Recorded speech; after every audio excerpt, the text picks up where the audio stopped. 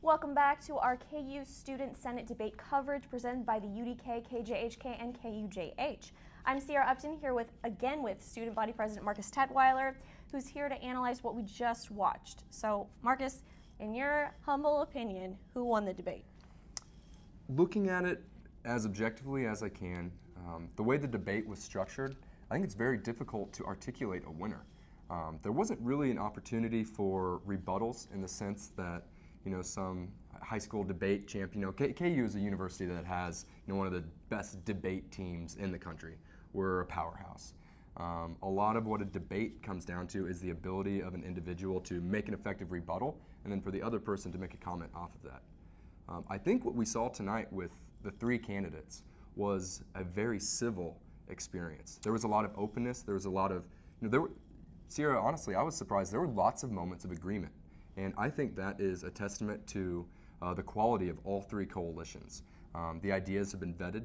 The ideas have been researched. Each candidate really went through line by line. Well, I met with this administrator. I talked to this individual. I did my research here. I talked to this individual. It made it very hard for the candidates to disagree with each other with the amount of preparation and homework that they all had done. I think my takeaway, instead of being able to identify a clear and front winner, I think my takeaway is that each coalition was very prepared and each coalition was very civil and very responsible in their communication with the other candidates. I thought it was organized very well. I thought the questions, especially the questions from our online guests, Twitter and everything like that, I thought those were very good and very on point. I'd say this is a success for the entire organization, Student Senate, and for everyone who wants to participate in it. Well, you kind of touched on the civility of this debate, and we were kind of talking about last year's elections and your debate. You mentioned that it was not so civil. I really think that the way it's structured this year, there's not a clear, Jedi Sith sort of conversation. What we really tried to do last year was paint the picture as, we were the Rebel Alliance and we were taking on the unbeatable Empire, and that allowed for some great offensive moves and some great counterpunches in the debate. Tonight, it's a much more level playing field.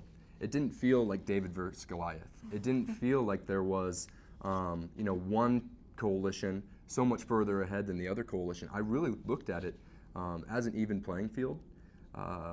Moving forward, I just really was impressed by not only the presidential debate, but also the vice presidential debate. I thought the vice presidential debate had a lot of good questions. I think it was an opportunity for us to really get to know the candidates. Mitchell Cota's story I thought was very heartfelt on his experience, and it really showed a lot of his character. We learned a little bit about Miranda Wagner, and we learned about how she's not 100% diehard start to finish student senator, but she'd been involved with other organizations. I think that's great. And we also learned a lot about Sarah Anise, who from her freshman year to now has experienced the highs, the lows, and has a multifaceted appreciation and perspective on what Student Senate is. So whether you're looking at the vice presidential debate or the presidential debate, I saw a lot of agreement and a lot of civility. And I was going to talk to you about Mitchell Cota because he seemed like he had by far and away the most passion. I mean, as a minority himself, he spoke a little bit about his struggles and how he wants to make sure that no other minorities at KU have to go through what he went through. Do you feel like he was the winner, I guess, of the vice presidential debate, and how much did he help his presidential counterpart? I think each of the vice presidential candidates really helped their presidential counterparts, but Mitchell especially. He is a passionate individual, and he has experienced an aspect of the university that I can't even put myself in those shoes, because his unique experience has been one that makes him an effective leader. And we've already seen him as an effective leader to this point.